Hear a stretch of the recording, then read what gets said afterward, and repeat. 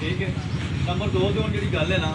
वो ये कि अभी क्लीयर सारा रात को कर रहा है कि बंदे ने फेक अपने सुपर के खिलाफ एक वीडियो चाड़ी सुपर खुद साढ़े को आ गया कि इस कुत्ते ने चाड़ी है तो भी आवाज़ है असं मतलब फड़िया उन्होंने रात को मोबाइल के वीडियो निकल आई असी वो डिलीट करवाई उन्होंने फड़ के खिलाफ पर्चा देने लगे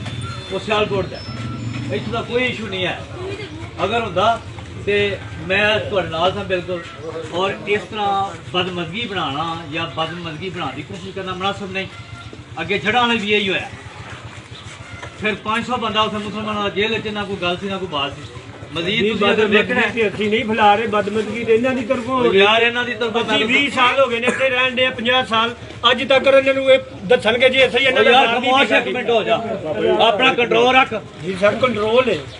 ਕੰਟਰੋਲ दसिया कि गल को तू फिर क्यों नहीं करना सर मैं